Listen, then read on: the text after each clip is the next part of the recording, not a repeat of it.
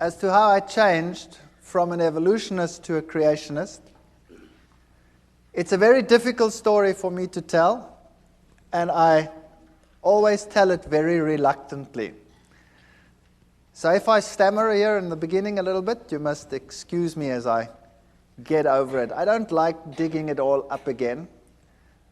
But there are occasions when it is important to show people how God has led in one's life. And so I have to start the story with the very beginning.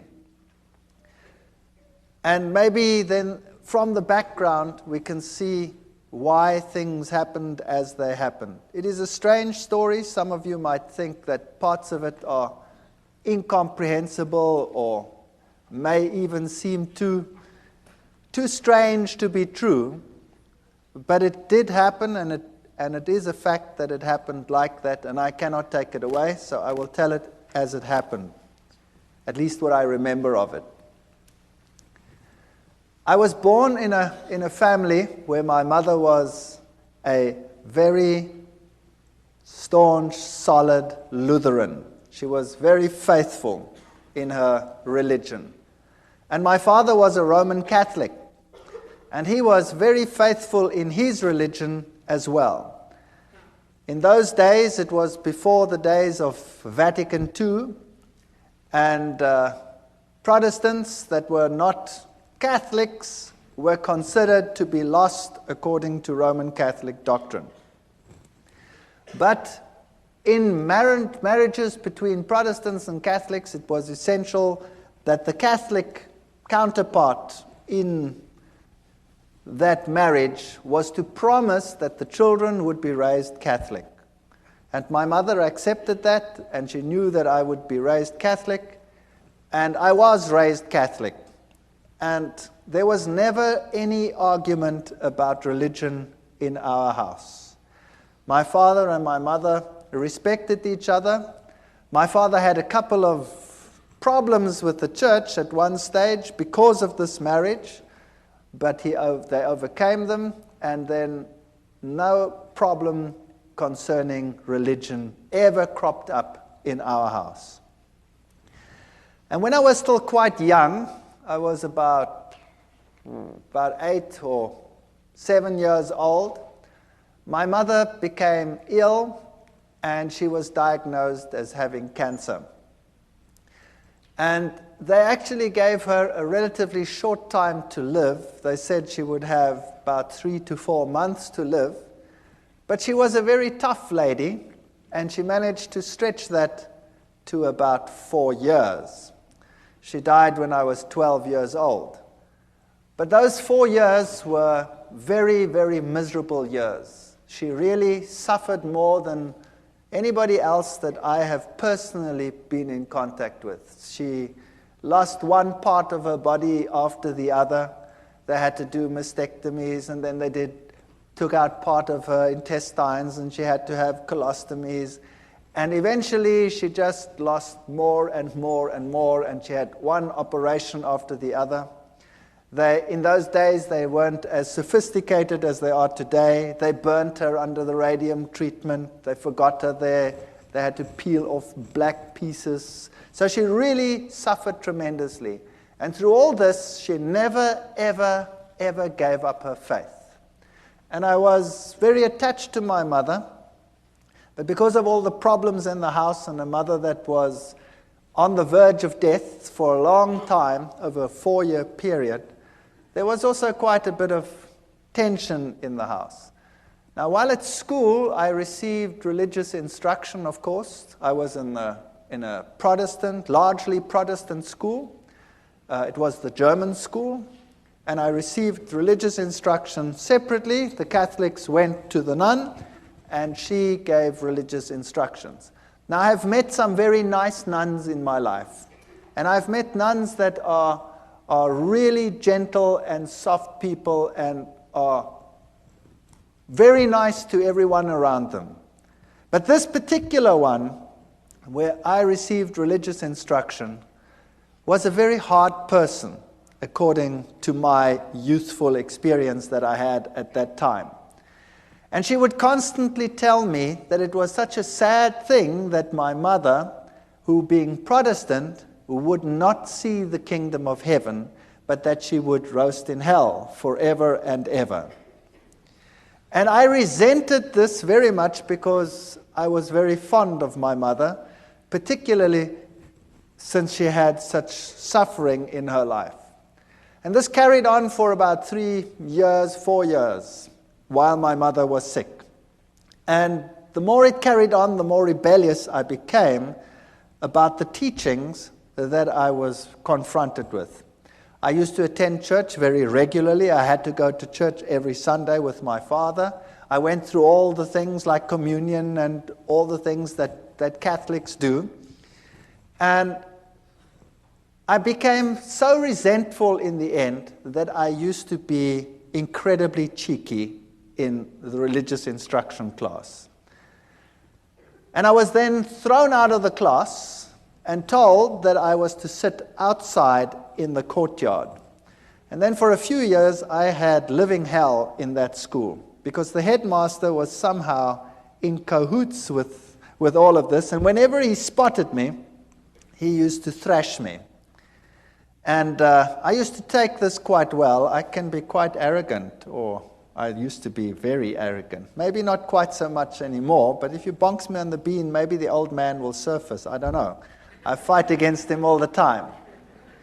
And he used to thrash me, and I remember distinctly I used to bend down, and he used to hit me once, 2, 3 times, and I used to ask him, "Are you finished yet, or is your arm lame? What's the matter with you?" And he used to get so angry that he used to really whack me, and when he got to 6, then I'd say, "1 more, please, because then I can take you to court. You're only allowed to hit me 6 times. That's the law." So I wasn't very popular.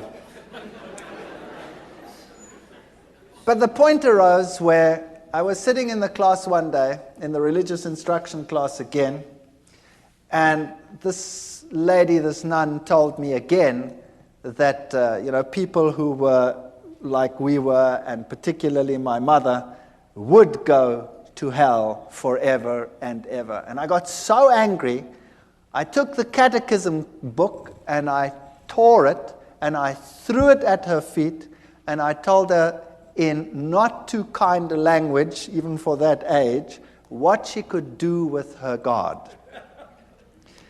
And I was thrown out from that day on a permanent basis, and I had to sit outside in the courtyard, whether it rained or whether the sun shone.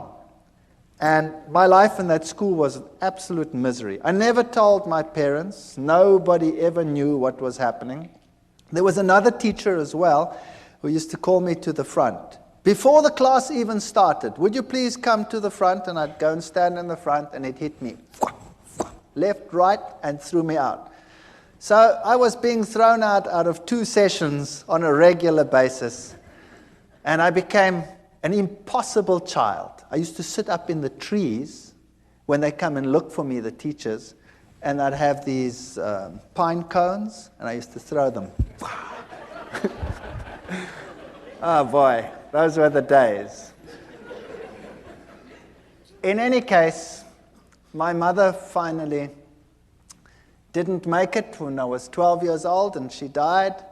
And then from that time onwards, my home life totally disintegrated. My father married another lady who was a typical stepmother, sort of a fairy tale stepmother.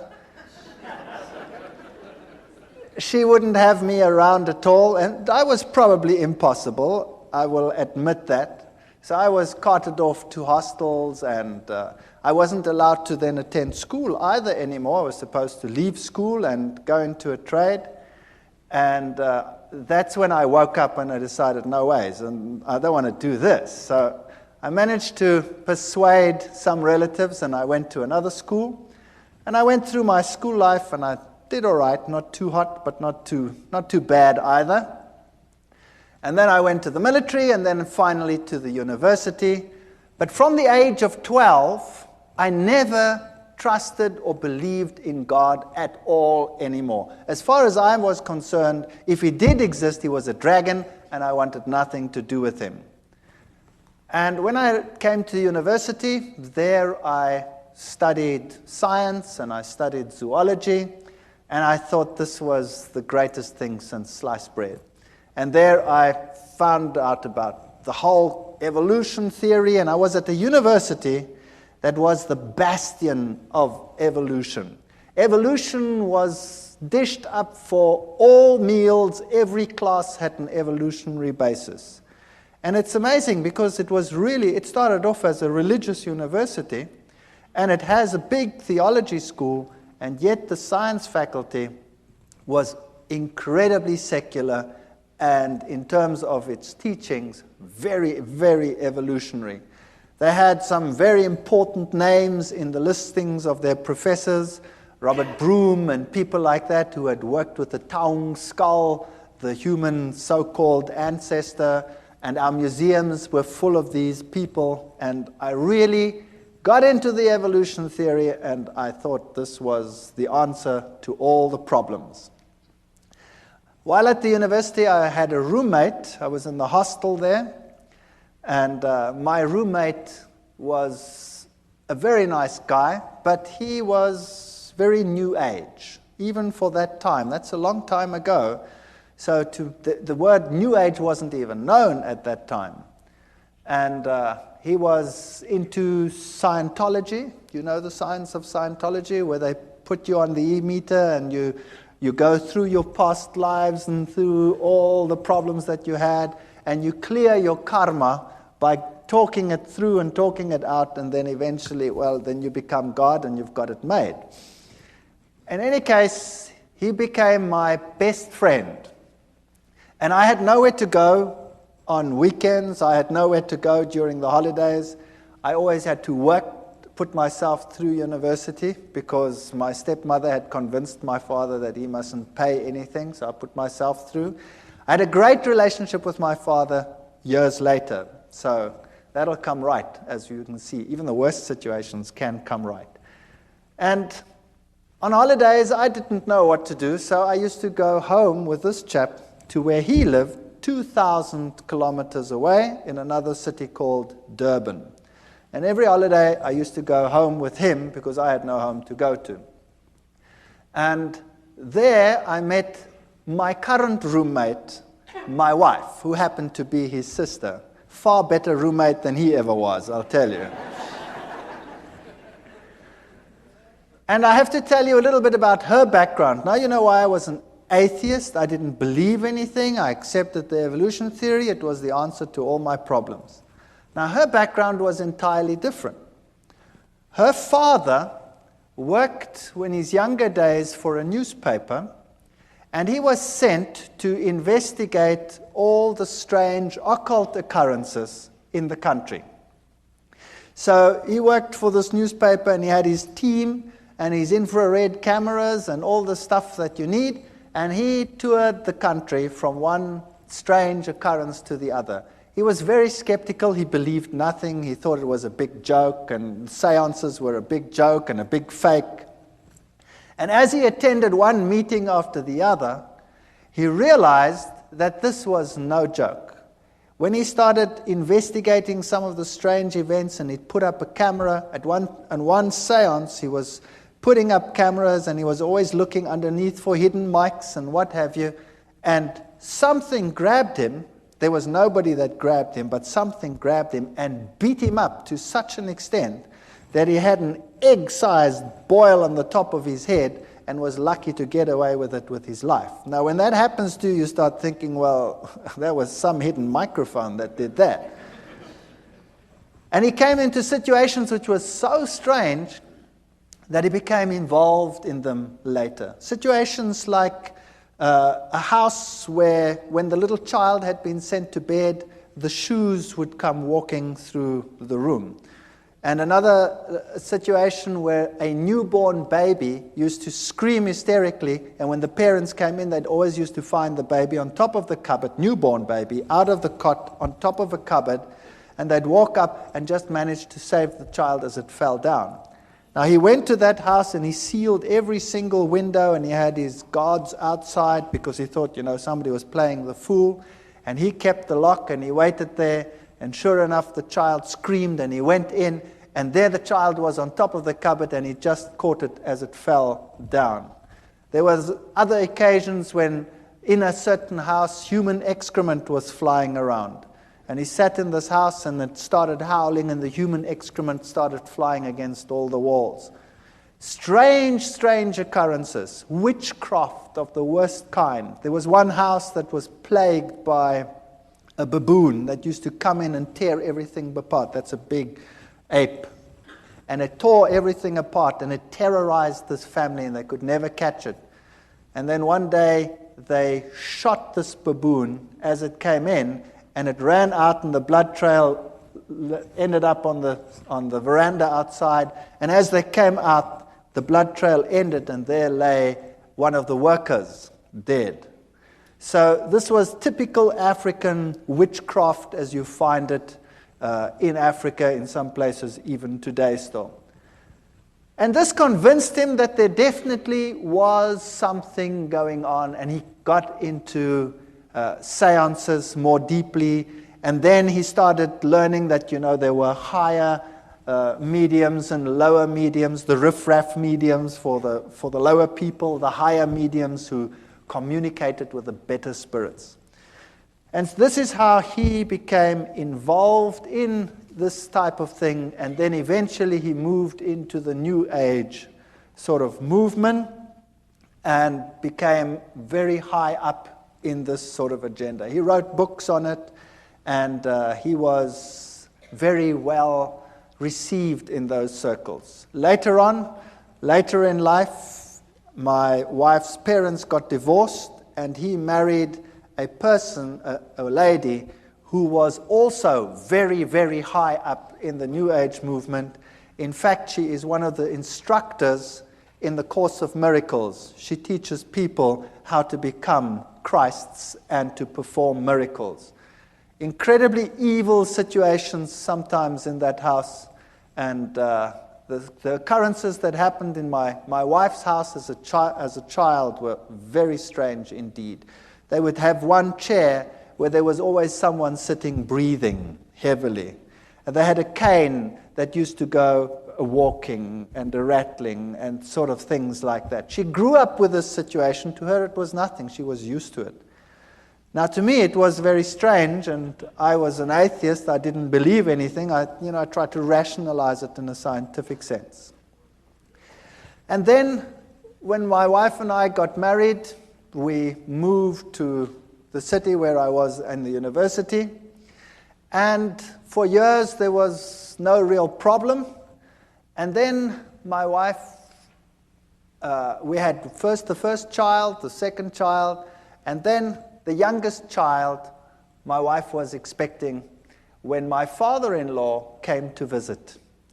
And he moved into an outside flat that we had, an apartment, and there he stayed with us. Now thinking back, I know that this is where it all started.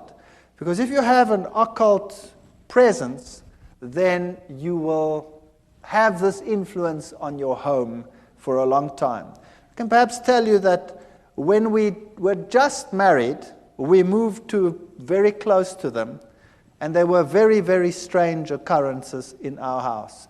Absolutely horrendous occurrences on some occasions. Our dishes would fly through the rooms and smash against the walls and things like that. Or you'd park the car and the car would rock and fall over against the side of the garage. We had very strange happenings on a previous occasion. But you forget about those things, and later on you rationalize them as well, and you say they didn't exist or they were strange. When my wife was expecting this last child, when my father-in-law moved in, she became very ill indeed. So ill that we didn't think that she would survive. And she was in hospital, in and out of hospital, and on a respirator, and she was very, very sick. And then we decided that there must be something wrong with this pregnancy, and the doctors had a look at it, and they said that the best thing to do would be to have an abortion, because the child was probably dead. They didn't have a scanner at that stage in those hospitals, so they couldn't tell properly, and they didn't know whether this child was perhaps dead. So we decided that we'd have to transfer to another place where they could do a scan, which we then did. And she was very ill. She had a very high temperature. And they did the scan, and this little fetus was only about so big. And he was perfectly well, and he was sucking his thumb.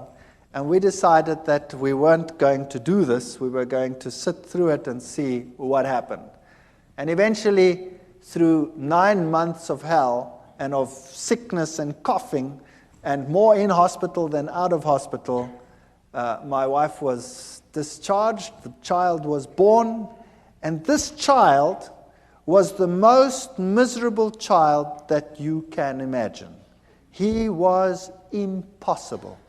He used to scream from morning till night. If you wanted to feed him, you had to wrap him round and round in a blanket so that he couldn't move his arms, or else he'd claw and scratch at you while you were feeding him. And if you put him to bed, he would scream and scream and scream. And so we had a technique where you sort of sit there and rock and rock and rock the bed until he finally falls asleep. Then you sneak off to bed and you try and fall asleep, and the minute you sleep, he screams again. And this carried on for months. It was absolutely chaotic. And nothing you could do could console this child. My wife was a wreck. I was a wreck. We were all totally destroyed. And then one night at 2 o'clock, I had a dream that I was being strangled. And it was so vivid that I woke up with this perspiration falling down my face, and my heart was pounding like some drum inside me. And I sat upright and tried to recover from this terrible nightmare. And the next moment, the little one in the next room screamed as if he was being murdered. And my wife and I got such a fright, we stormed out of bed, ran to this little baby, picked him up, and as we picked him up, he started shaking violently. And his temperature would rise, and then he'd go into fever cramps. And so we rushed him off to hospital, and they had a look at him, and they had to put him in a refrigeration tent. They had a tent sort of that's cooled, and put him on a drip, and then it would be touch and go whether he would live or whether he would die. And he'd recover from this and come back home as impossible as he was before. And it would go fine for about 2, 3, 4 weeks. I can't remember what the gap was in between. And then precisely 2 o'clock at night, exactly 2 o'clock, it was uncanny. We had a clock on our bed, and it was a display clock, so you could see exactly 1400 hours, and 2 o'clock, whatever it was, 2 o'clock in the morning, that's when I woke up, with this terrible feeling that I was being strangled. And I shook my wife and said, I've just had that terrible dream again.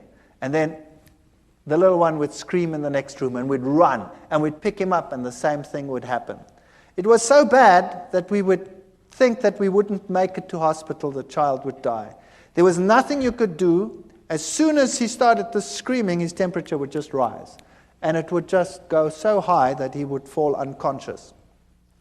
Eventually, they got to know us so well that the hospital had this place prepared for him whenever it was necessary. They didn't know what was the matter with him. They could never find out. On one occasion, the doctor said they have to do a lumbar puncture because there must be something wrong with his cerebrospinal fluid. Maybe he has some brain infection that is causing this. And I remember taking him to this hospital, and he was just a baby. And afterwards, he screamed so that my wife became quite hysterical. When the doctors came out, they said, this is incredible. There were 4 adults that had to hold this child down. He was less than a year old, and the 4 adults had to hold him down because he was plucking them around. So this little chap was, if anything, definitely very much possessed. And you can rationalize it if it happens once, and you can rationalize it if it happens twice.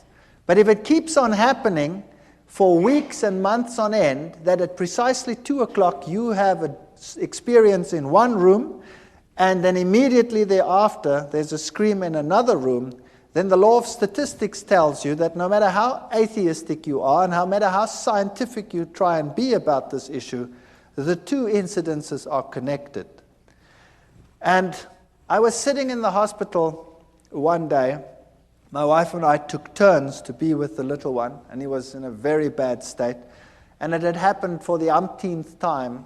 And there I was in the hospital, and I was marking papers. I remember it as if it were yesterday. I was marking.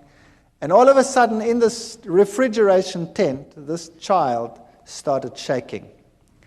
And he started getting one of these attacks and fits in his bed.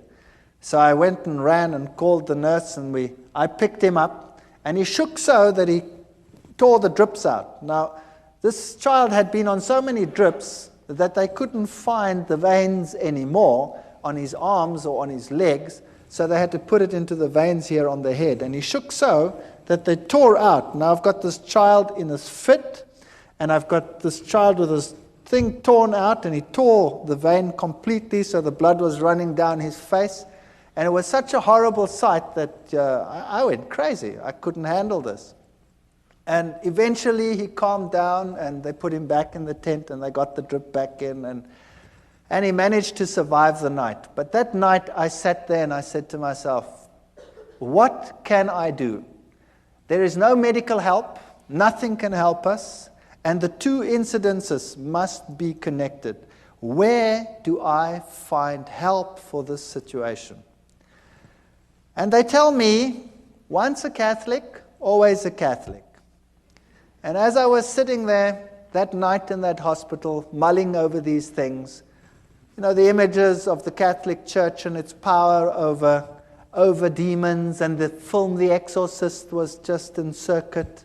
And I thought to myself, perhaps I can go back to my old church and ask them to help me. So I made a resolution that I would do that because I had no other way out. And the next day I went to the Catholic Church, and the Catholic priest was sitting in his room, and I remember this as well too. He had the glass there, and there was a brandy bottle there, and he wasn't too sober. And I went up to him and I said to him, I'm a Roman Catholic, but I don't come to church, and I have a problem. And he said, well, what is your problem? He was very nice. And I said to him, well, I'm an atheist and I'm a scientist. I don't want to talk about this thing like it. And I sort of ummed and ahed, and I said, well, I have a problem at home. He says, well, what kind of problem? I said, well, it's a problem concerning strange happenings in my home. And he says, oh, no. I want nothing to do with that. And he said, it's not my field. Give me your name. Give me your telephone number. We'll come back to you. So I gave him my name and my telephone number. All I'd said was, I have strange happenings in my home. That's it. And I went home and I thought, well, that was a lot of help. Thank you very much. And I wasn't home very long when I got a call from another priest.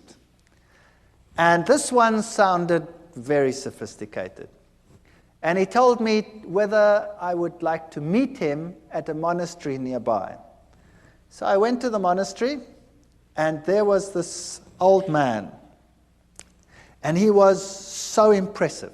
He really made such a powerful impression upon me. He told me to sit down, and then he started to tell me what the problem in my home was. And my mouth fell open. If there was a fly, it would have gone straight in. He told me there was a problem in my house, that Satan was trying to kill my son, and that we were being terrorized. And I said to him, but that's impossible. How do you know that? I never said anything to anyone. He says, never mind how I know. I also know, he said, that the problem in your home is so severe that it will take the highest levels of action in order to get rid of it. And we will also have to say a mass in your house. And then he said to me, it is illegal for me just to say a mass in any house. To say a mass in a private house, I need to have permission from the bishop. And I already have it. Here it is. And there was the signed permission from the bishop to say a mass in my house. He knew beforehand what was going to happen. He knew beforehand that he needed the permission. And everything was arranged before I even told them what the problem was. Now that blew me out of the water. Then I said to him, fair enough, then you can come to my house and you can do whatever you have to do. But I have a problem in that I was am an atheist. And I haven't been to the church. And now you're going to say mass and all these things in my house. And, I've been a bad boy all these years. And he said, but surely you won't be an atheist anymore. And I said, what about my wife? She's not even Catholic. She's Dutch Reformed. He says, no problem. So he came and he spoke to my wife, and my wife was as impressed as I was, very impressed. And he said, take me through the house. And we went through the house, and when we got into the little one's room, all of a sudden, he started falling around. And he couldn't stand anymore, this old man. And I stood there behind him, and I was sort of doing this behind him, like they do on the stage in some of these ministries where the guys fall out and they don't know which way they're going to fall. Well, it happened there as well. And here he was, shaking and perspiring and really being battered. And eventually it calmed down, and we went to the other rooms, and then we came into our bedroom, and he was thrown around again, but not as bad as in the little one's room. And then he said to me, the little one's room is the worst place in your house. Now we have to exorcise your entire house. Bring me some water. We brought him some water. And then he took out special salt, which he said was very special exorcism holy salt. And he made the sign of the cross with the salt in the water. And then he also told me that he had a special ring with him which had the relics of a particular saint that was potent in terms of exorcising. And this priest, had been an exorcist for the Roman Catholic Church in many countries. He was Irish. And then he took this bowl of holy water that he had made, and he went to every single window and door in the house. And he took it and he put a cross on the windows. And of course, as it evaporates, you have this faint cross of salt on your windows. And he went through the entire house with this holy water, and then he put the holy water down. And he said, now we tell the Mass here in this child's room. And he prepared everything. And as he was preparing, we had lots of pets in our house. We had a dog and 2 cats and you name it, all the good stuff that one has when one has kids in the house. And as he was preparing, all of a sudden, all the animals came running into this room. And there they sat. And I looked at this and I said, well, this is weird. What's going on here?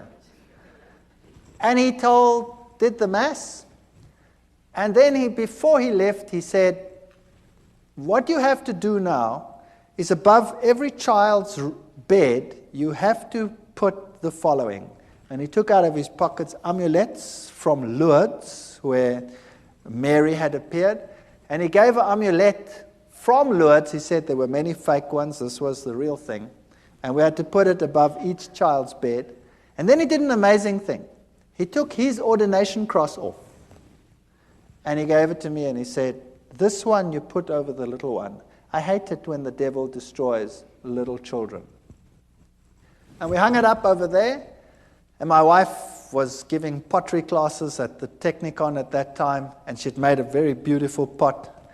And so she decided to give it to him as a gift, because how do you pay for what he did? I mean, what do you do? So she gave this to him as a gift, and he said, "This gift is so precious, I'm going to give it to the nuns that are in a certain monastery where they never ever come out and see civilization." And then he left. And that night, we're very expectant. We take this little child, and he's quite happy, really, not screaming as usual. And we take him and we tell him it's time for bed. Now, normally that was enough to have blue murder in the house. And he was quite happy. And we put him into this bed. Now, he was only just starting to toddle. And we put him into the bed. And this child had always, when you put him into bed, gone into a fetal position and started bashing away and screaming and going blood red and going totally crazy. That night, we put him into the bed, and he rolled onto his back and laughed. And he put his arms out like that, and he did goo-goo sounds like little kids do, and he fell asleep. And for the first time in his life, he slept right through the night. And the next night, he slept right through the night. And the next night, and the next night, and the next night, and the next week, and the next month. And here was I, the hard-nosed atheist scientist who knows it all. And here was peace and quiet in my house. And then I realized that I do not know it all at all. And I said to myself, now what am I going to do? Here is a major problem in my house, and the church solves the problem. Now, am I going to ignore it? Or am I going to say, there is a God, and I have a responsibility towards this God? And I wrestled with this for a number of months. I really wrestled with it, and my wife wrestled with it. And then I said, well, I have no choice. I have to go back to the church. Fortunately, my oldest son was at the point where he has to go to communion classes, so that gave me an alibi to go to church. So I went to church, and one or two students, it's a small university town, still say, what are you doing here? I said, well, my son has to go to communion, you see. And I started going to church, and I became quite involved in the church again. Every Sunday, faithfully, everybody went to church. And my wife started saying that this is the way to go. She also wants to go to church, but she didn't get herself quite that far yet. And because there was such peace and harmony in the house, we became more relaxed. And one day I was sitting there, and I thought to myself, this house needs a change. And typical German, I said to my wife, if we did this and that and the other, then, we could do something with this house. And I climbed into the roof and looked what was a bearing wall and what was not a bearing wall, and then I just took a sledgehammer and smashed out everything that irritated me. And we decided to restructure the whole house, which we did. I managed to accumulate some money, and I wasn't in great problems. And then we redid our entire house. And during the process, I had to go and see a man for the kitchen. I wasn't really involved in the church yet. I'm sort of in the stage of, I don't really know, but. And the man who did the kitchen came and said to me, by the way, I walk with the Lord. And I still remember distinctly thinking, oh, brother, another one who walks with the Lord. And I said to him, okay, that's fair enough. You walk with the Lord. I was very cheeky. You walk with the Lord, but I just want a kitchen. Is that okay?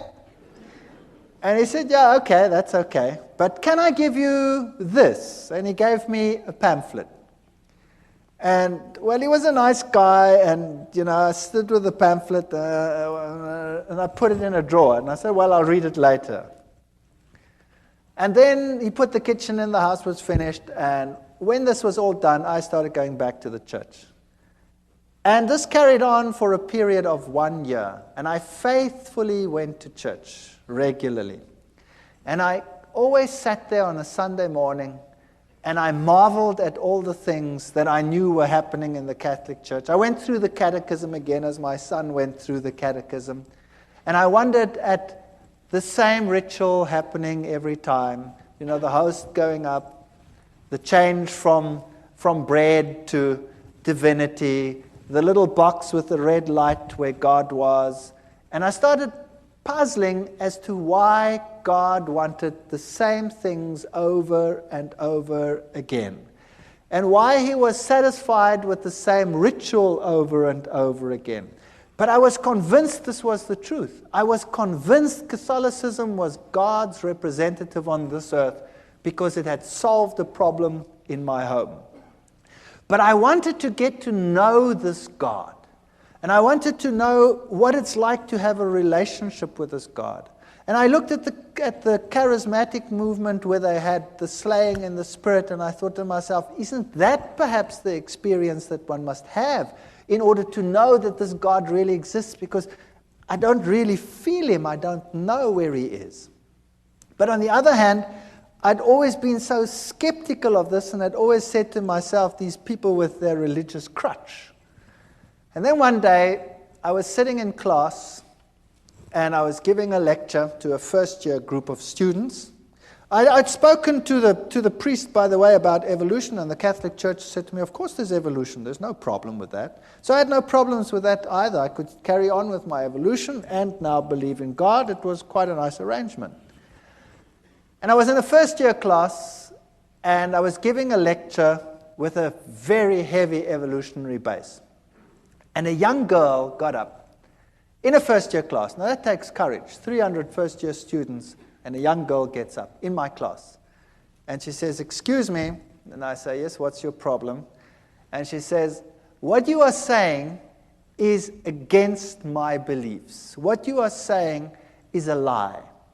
I believe that God created the heavens and the earth. He is the creator of the universe. Well, I nearly exploded. I destroyed her. I ridiculed her. I finished her off. She sat down and she cried in my class. And I thought, well, job well done. And then the class was over, and all the students were very impressed at all the eloquence I put onto the board and proved to them what a ridiculous idea this was that this young girl had postulated. And I went back and sat in my office, and then there was a question earlier about conscience. Do you remember it? Well, this little voice here wouldn't let me go and kept on telling me what a mean son of a gun I was. And how could I, in front of everyone, attack and humiliate this young girl to such an extent? And I felt really bad about myself. My conscience wouldn't let me go. And I didn't know how to handle this. So typical Catholic way, I thought, well, on the way home for lunch, I wouldn't stay far from the university, so I always went home for lunch. I'll go by the Catholic Church and sit there for a while, and hopefully the feeling will go away. So I drove past, and I went into the church, and I sat inside, and it was locked. The door was open. You could come to a few pews, but around the altar it was locked, because thieves had been stealing. And I sat there and I spoke to God, and I looked at the little red light, which means that the host was present there, so God was present. And it struck me that he was locked up in that little box. And then I sat there for a long while, and I was tortured in my soul. I was tortured. And I said to myself, do you know, God must be here because he did such wonderful things in my home. My family is totally different. My wife was willing to be converted. I'd called the Catholic priest to our home so that she could become a Catholic. And for some reason, he just never made it. He never made it. He always had something on, but he was still going to come. And I sat in that church and I wrestled with God, and I told him that I have all these feelings and I don't know where he is, and I've never really met him. And I know that in other churches, all these exciting things happening, and here, we have the same thing every Sunday, and where are you? And I sat there in the pew and I said, okay, God, if you really exist, then now you must show me, because I really cannot find you. And with that feeling, I went home, feeling a bit better. And typical me, I was home quickly, and then I started rummaging in the drawer. I was looking for something, and all of a sudden, as I rummaged in this drawer, I pick up this pamphlet. This is now a year after this man who was walking with the Lord gave me this pamphlet. And I pick up this pamphlet and I start reading it. It was in German, and it had 3 columns. It had the law of God on the one column, and it had the law according to the Catholic Church, and it had the law according to the Lutheran Church. And then it explained how the commandments had been changed by the church, and it had the Bible texts of how it had been changed. And I thought to myself, now, what rubbish is this? This is absolute garbage. And I said to my wife, I didn't say that, I called her by her name. I said, have we got a Bible in the house? And she said, no, I don't think so. I don't think there's a Bible. I said, surely there must be a Bible in the house. We've been going for church for almost a year now, and there's no Bible in the house. There were lots of catechism books in the house. So I grabbed the catechism book and opened it up and looked, and sure, the commandments as on the pamphlet were identical to those in the catechism book. And then I remembered an old box that an old lady that had died had left me.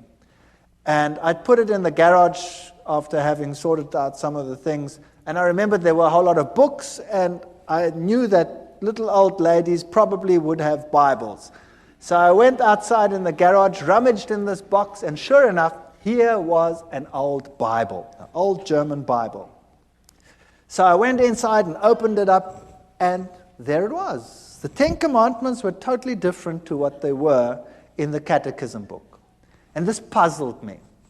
So after 1 year, I phoned this cabinet maker, and I said to him, remember me a year ago, you put a kitchen in for me? He says, you know what? I've been trying to phone you all day. I had this feeling I must phone you, but I don't know why. What's the matter? I said, will you please come round? You left me a pamphlet that I want to talk to you about it after 1 year. And he came round, and he was a nice guy. And we started talking. And then we started talking about the scriptures and about the Bible. And we started talking about the book of Daniel and the prophecies pertaining to Daniel chapter 7. And I went through it with him, and we wrote, and we worked till about 3 o'clock in the morning. And he came the next day and the next day. And in 3 days, we'd gone through Daniel and Revelation, all the historic facts and all these things, and I wouldn't believe a word of it. And then I decided that the only way we're going to resolve this is if I check whether every one of those facts is really so. Whether those kingdoms and those kings and all these things are really so. So I went back to the university, to the history department, the theology department. I got everything that I could lay my hands on, and I checked and verified, and it was really so. And then I started finding out that the little horn of Daniel chapter 7, if you take it as the Bible says, can be none other than the Roman Catholic Church. What a shock that was to my system. Then I got the Protestant view of the little horn being Antiochus Epiphanes IV, and I went through all of that and found out, but it can't be him because none of the criteria fit. And also how the scripture had been changed on some of these points. But to be fair, I invited the Roman Catholic priest to my home. And I said, would you please come to my home? I have to talk to you on an issue. And he came. And my wife was there, and I was there. And I took the Bible, and I took the chapters in Daniel, and I went through with it in detail, and I showed him the change of the commandments and all these things. And then he said to me, I can't talk to you on this issue because I'm not into scripture at all. And I was stunned. Here was a priest, and he was not into scripture. He says, we have some specialists who are into scripture. But it doesn't make any sense to me, he says. And then he left. And then I had the ministers of other churches, and we argued right sometimes till the late hours of the night as to what the little horn was. And every time they come back to Antiochus Epiphanes, I'd show them, but it can't be because he comes after Rome, etc. It can't be in Greek times. And eventually they would all leave as well and say it can't be any other way. So I was confronted with this tremendous dilemma. And then the worst thing of all was we started talking about the Sabbath, this other man and I. And we went through the whole Sabbath thing. And then I said to him, but this is ridiculous. How can you keep a commandment which you keep because the Lord created in 6 days the heavens, the earth, the sea, and all that in them is? That's ludicrous. Everything came into existence through evolution. And he said, no, it came into existence through creation. God created it. You know, and the little girl pops up into my mind. And I said to him, but that's rubbish. He says, I'll prove it to you. I said, you try.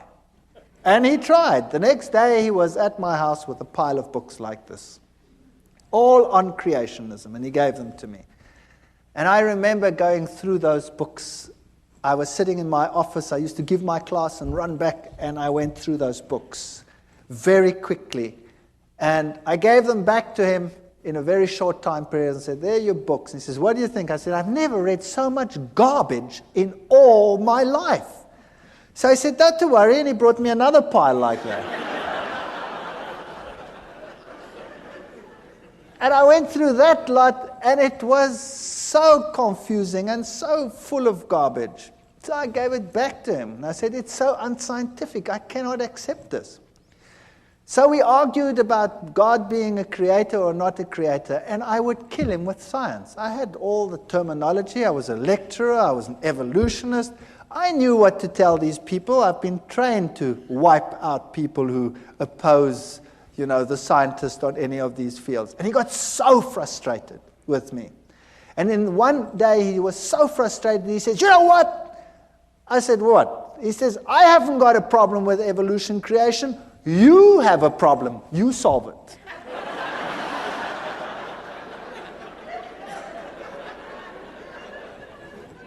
So there the ball was in my court.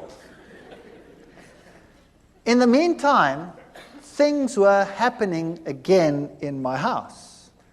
The little one would again become miserable every time it was time for bedtime.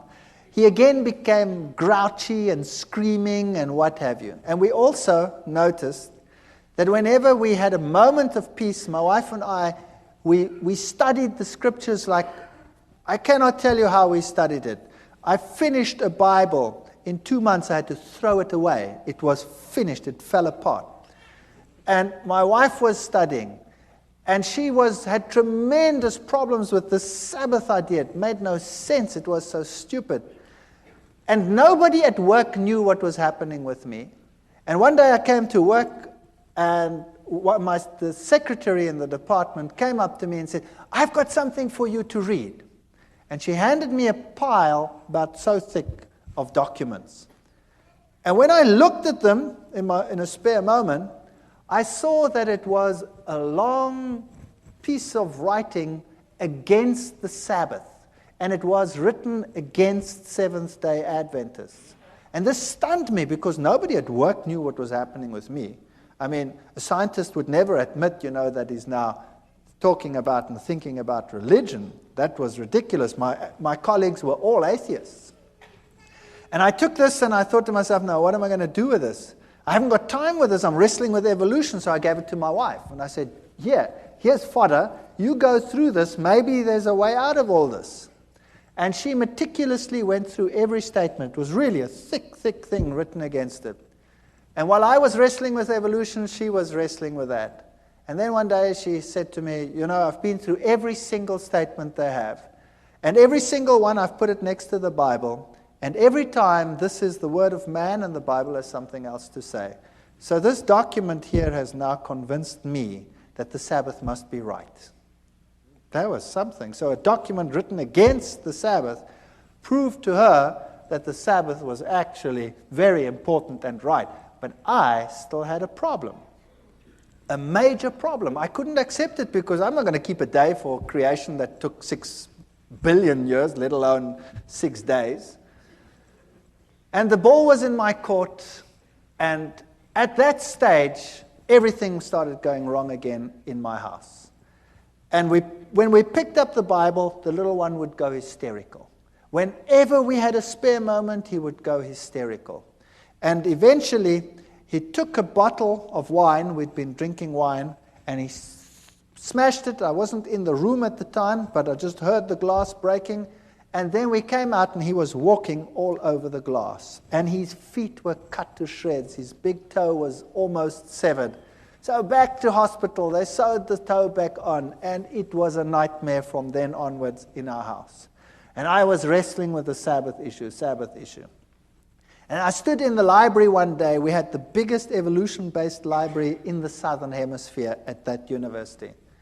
And I said to myself, there must be a solution. And I said in my mind, God, if there is something wrong with this theory of evolution, then I haven't found it yet, and you must show me, because nobody else can show me. And I went into this library, took out a book, and as I walked out the door, a colleague stopped me and he said, hold it. There's another book you must take, which is the same book as that one, but the new edition, it's on the back shelf. Very strange. So I went to the back and I took that edition as well. I took them both and I went to my office. And then I started reading. But I started reading them both at the same time. And then as I looked at the one, the old edition would say that there is a major problem with the cetaceans, with the whales, because they appear suddenly in the fossil record fully formed. And there is no evidence that the one gave rise to the other. The new edition would couch it all in scientific terminology, would say cetaceans have an ancient origin and evolved from such and such to such and such and such and such and such and such. And I went through them, one model after the other, and the old one would admit to the problem, the new one would never admit to the problem. And that's when I started thinking, wait, there's something wrong here. There's something fishy here. And whenever I went into the library, it was if some miracle would happen. I would take out something, and the very next thing I would take would be exactly the opposite on the same issue. And very quickly, I had a big pile. And then I was giving classes at that time in genetics, and I started thinking about this. And then I started working out this genetic thing, and much as like we did over here. And I started thinking about what are the problems. Let me now objectively, just for once, sit down and think, what are the problems? And I came up with such a pile of problems that it stunned me. And something must have been helping me, because the problem list was so enormous, it was unbelievable. And then one night I was sitting at home, and child was impossible. He went to bed, and we went to bed. 2:00 at night, I had a dream. I was being strangled. And the little one screamed in the next room, and we ran, and the same thing happened. But he didn't get so sick that he had to go to hospital. He just got a very high fever, and we could handle it somehow at home. And then I contacted this other person, and I said to him, there's something very strange here. I know that from the scriptures, the system, the Roman Catholic system, cannot be God's system.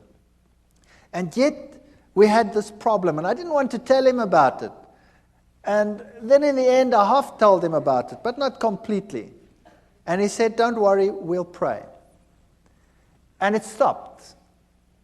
And then a week later, it happened again at 2:00. And what had happened, unbeknown to me, he had gotten a number of people together and told them to pray at 2:00 every night. Get up. And they set their alarms judiciously and got up at 2:00 and prayed for a family they didn't even know. And there was total quiet in which we could really study our Bibles in peace and quiet. And then one night, one of the ladies had decided that, it was quiet. Why must she get up? And she didn't get up. And it happened. Now, thinking back on it, God doesn't need the prayer of that one little individual. But there were lessons in it that would later be important to me. That God wants unity amongst his people, and everybody must stand together on an issue. So it was a lesson for them as well as a lesson for us. And then it came to the point where I knew that I cannot sit on the fence forever. Either this is the truth, and I'd studied it and I'd verified it. I'd had lecturers talk with me on the Greek meaning of this and the Hebrew meaning of that. I verified the historic facts. I'd looked at the prophecies. There was no other way in which it made any logical sense whatsoever. I'd studied what the other churches had said. It didn't make sense. And I knew a decision would have to be made. There was no way out. And I decided I was going to do it. I was going to make the decision. No matter how ostracized and how weird this church was to me, the first time my wife saw Adventists, she burst into tears. They ate so strange. They were so different to what we were like. I remember the man said to me, "Don't you want to come to one of our services?" And I said, "That's Sunday. That's my day off. I walk around in jeans and a T-shirt and slops. And I'm not going to any church whatsoever if I can't go exactly like I am. Because if I went to the Catholic church, I went in jeans and T-shirt and slops." He said, "That's fine. Come." So I went to the Catholic church, to the Adventist church, and I sat there in the back. And I looked at all these people with their suits and their ties, and I thought, yuck.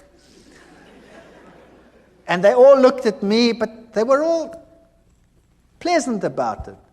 And strange things like that. And I didn't like the setup. I didn't like what they looked like. They looked so different to everyone else, you know. My friends were rough, and they would make coarse jokes and all kinds of things. And these were so different. My wife burst into tears when she saw things. She said, "I don't want that lifestyle. I want my old lifestyle. We used to sit around the swimming pool and drink beer and have friends over and, have parties and stuff like that." And they were so different. It's so night and day difference that you think you could never be happy over there. She cried and cried and cried, but knew somehow she'd have to go back in any case. And then one day I decided that I couldn't take it anymore at work with all this evolution teaching. And another strange thing happened. I was asked by the then head of the department to lead an evolution discussion group with the postgraduate students about 2 weeks later. Everybody gets a turn, but mine wasn't for months. Something happened and mine was moved forward. Now I sat with a major problem. Do I go into that with my mouth full of teeth, pretending to be what I am not? Or do I stand up and for what I now believed? And I was really so chicken, it's unbelievable.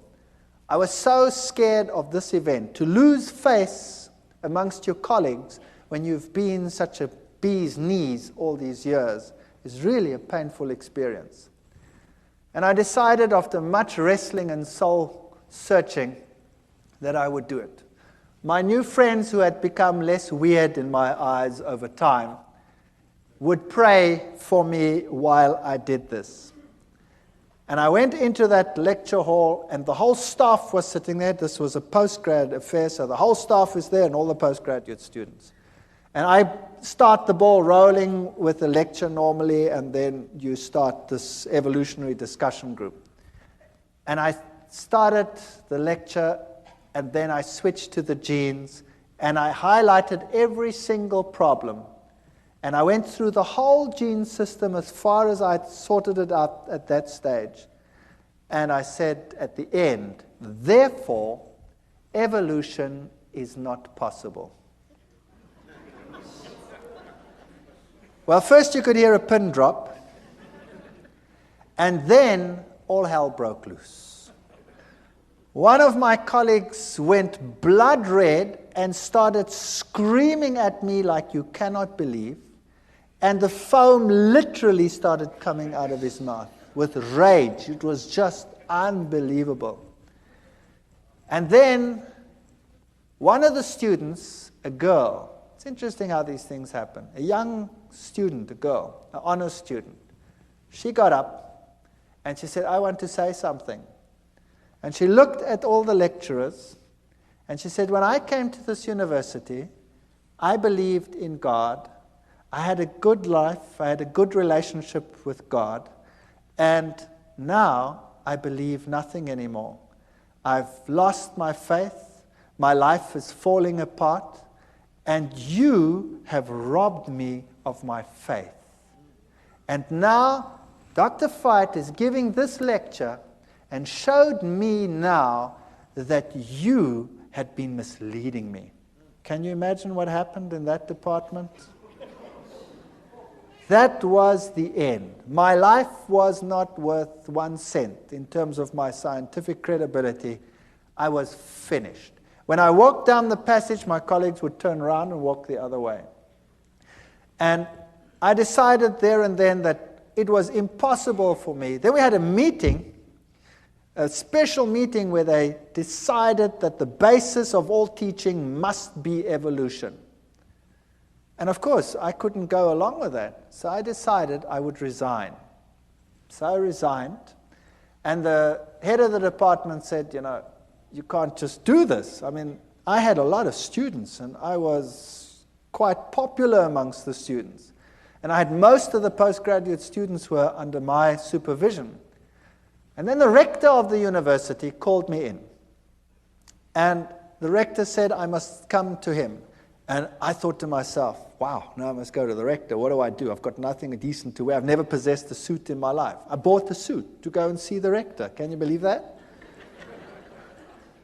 And when I put on the stupid suit to go and visit the rector, something struck me between the eyes like a hammer blow. It's just a personal thing for me. I thought to myself, now look what you're doing, you idiot. You go and put on a suit to go and speak to a man, but when you go to visit God, you go in jeans and a t-shirt. Purely a personal thing. I don't mind anybody coming to church in jeans and t-shirts. That's fine. It's just for me personal. And that bugged me. And then I went to the rector's office and I sat there opposite the rector and we started talking. And he talked with me for 1 hour. And it was very difficult for the university to get rid of me because I had all these students. And we started talking, and then eventually he said,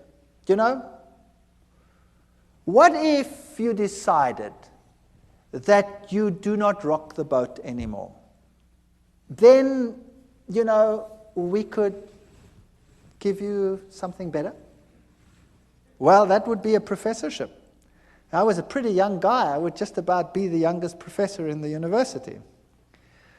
And I looked at him and I said to him, the price is too high. And I will leave in any case. And then he says, that's very interesting. By the way, who do you think has the truth? And there I sat, my mouth full of teeth. Do I admit that I believe that some little sect that everybody detests has the truth? And do I say this to a man who has this high position in this university and in the government at large? And I said to him, religion, Christ, churches, whatever. I can't even remember what I said. And he said to me, no, that's not what I want to know. I want to know from you, who do you say has the truth? I went through the same ritual again. And he stopped me and he says, no, I don't want to know that. I want to know from you, who do you think has the truth? And I started off with this again, and in the back of my mind, I heard this terrible cock crowing. 3 times, I thought,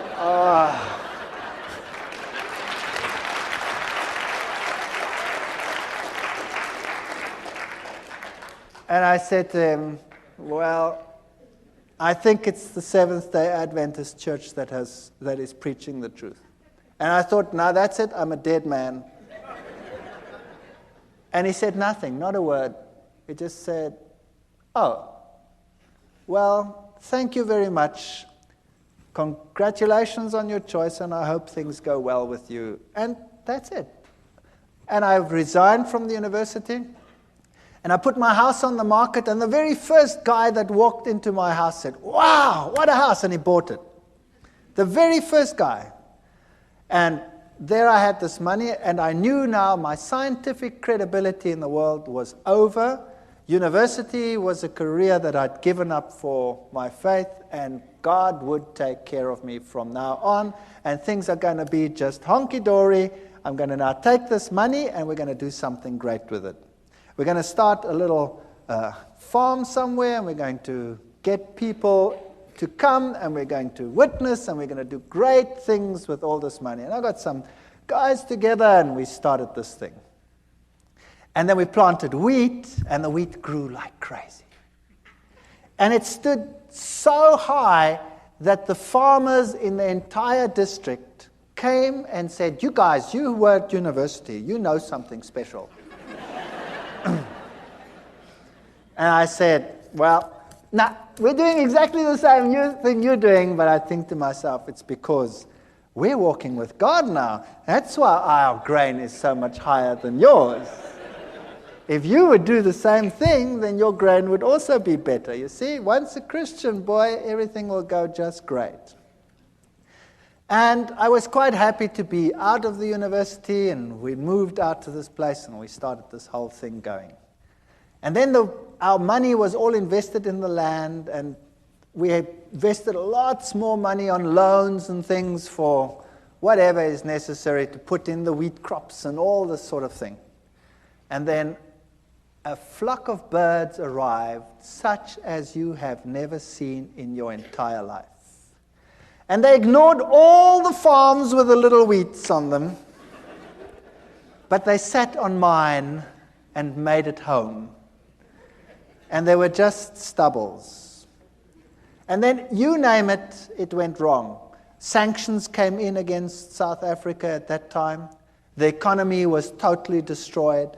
Interest rates that had been at 3 and 4% shot up to 28, 30, 36% in some cases. And loans that were nothing to repay became a total nightmare. And the only means of making money was taken away, and we were totally destroyed. Everything I ever possessed was gone with a wave of a wand. It just ran through my fingers. And all the crutches that I'd been leaning on were gone. And the birds ate my fields. And I said to God, "How can you do this to me? How can you destroy me? How can you allow this to happen? And I have no means of supporting myself. I have nothing. My scientific credibility is zero. I can never go back to my previous job. I'm finished." And it got worse. And it got worse. And eventually we had nothing left. No food, no nothing.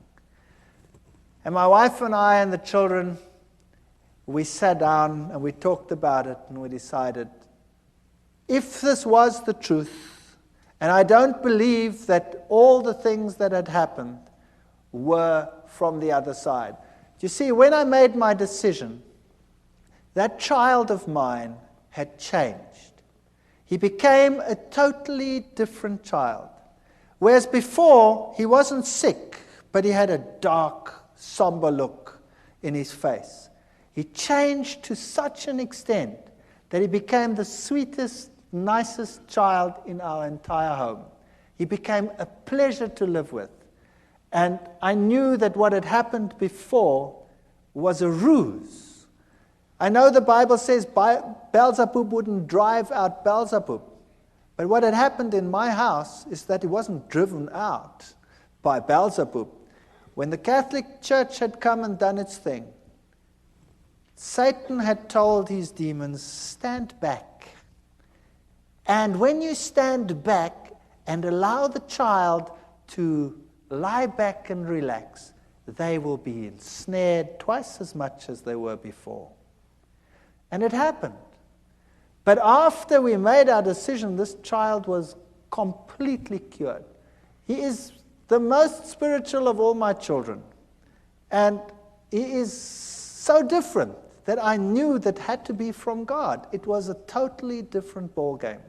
The other interesting thing that happened was that same Catholic priest, after all this time, more than a year, out of the blue, while I was wrestling with this decision, phoned me. And I picked up the phone and I said, "Hi." And he says, "I'm Father so-and-so." And I said, "Yes, that's strange. Why are you calling me?"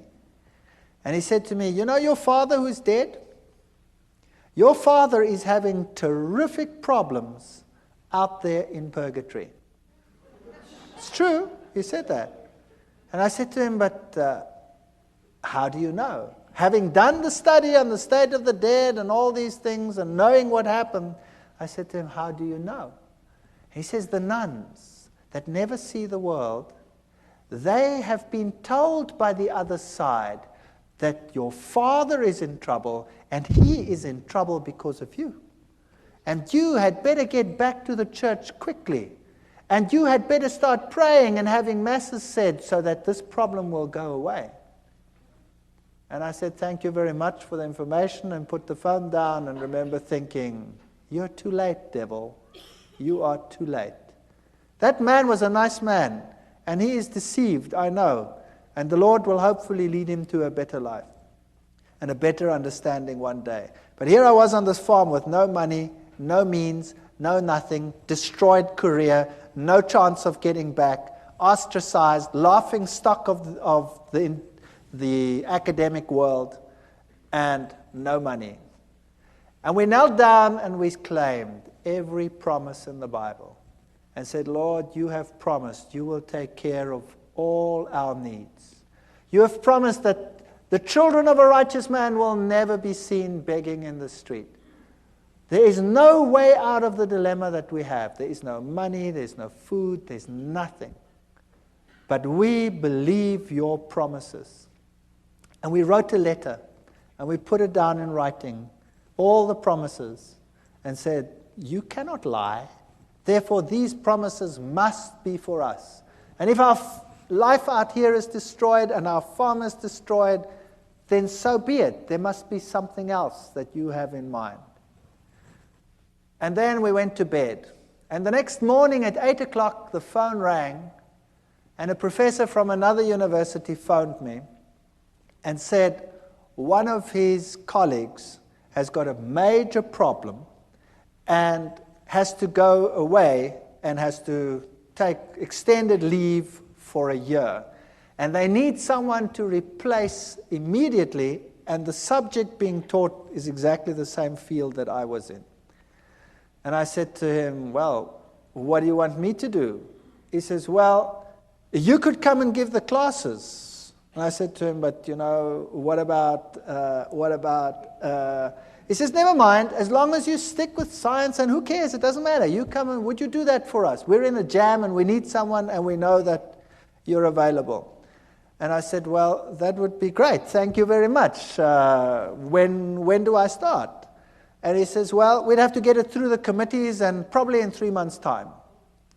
And I said, "Okay, thank you very much." Put the phone down and said, "Nice try, God, but in 3 months' time, I'm dead meat. I've got nothing to eat."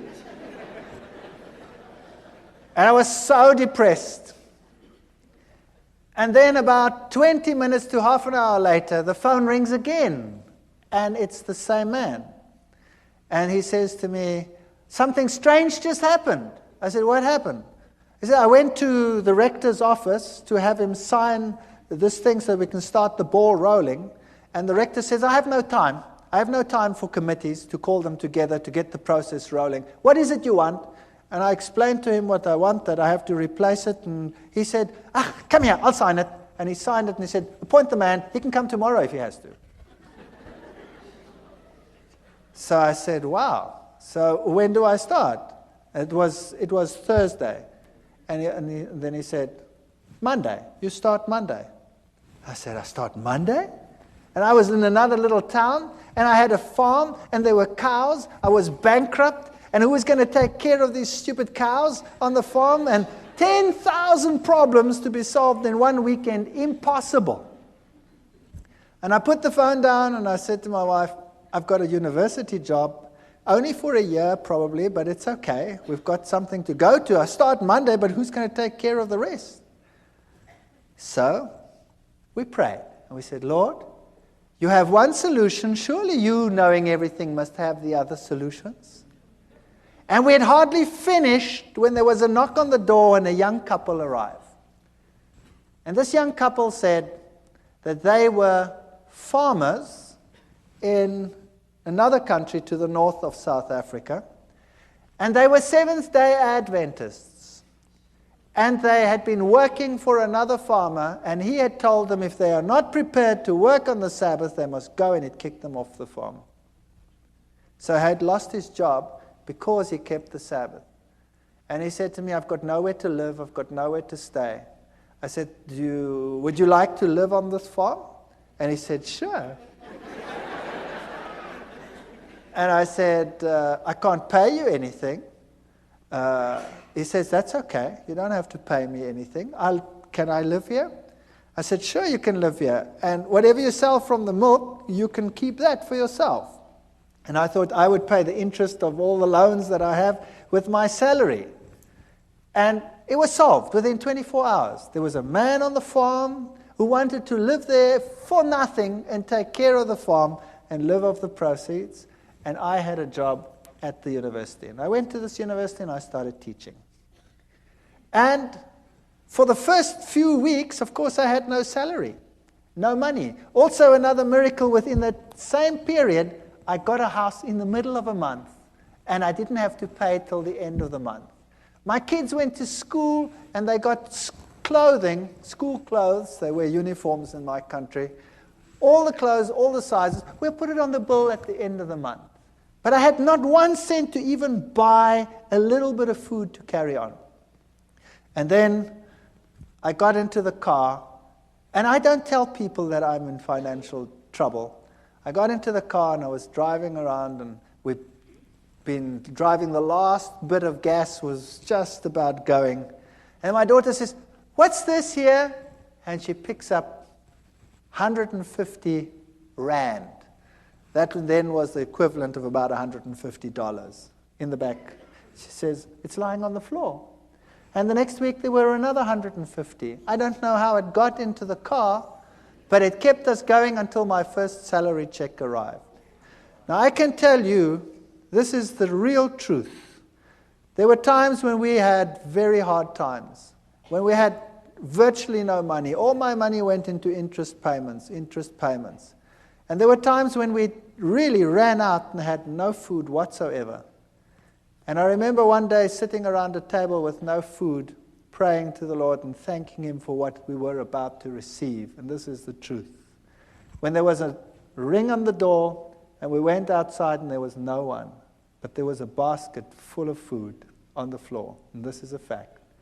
I want to tell you something, that if you know the living God, your road might not be a rose garden. You might not have the best of everything you need, but your water and your bread will be sure, and He will take care of you. While I was at that university, I was only teaching for 3 months when riots broke out within the university. There was such chaos in my country. There were riots everywhere. The rector ordered postponement of the exams. And then it didn't fit the timetable. Somehow it didn't fit. And one day I had to write earlier. And all my exams were on that day. And this head of department called me in then, and I said to him, what must I do now? I've finished here. I've done everything that I must do. And for 6 weeks there's nothing going on, just riots on this campus. No exams. I've got no exams coming. What must I do?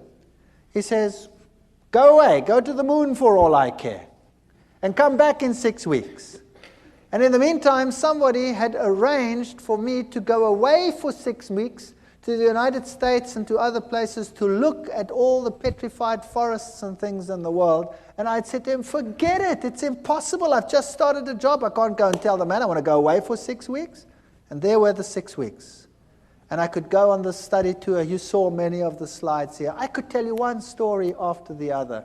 I could keep you busy all night. I want to tell you that the Lord intervened with such power in our lives.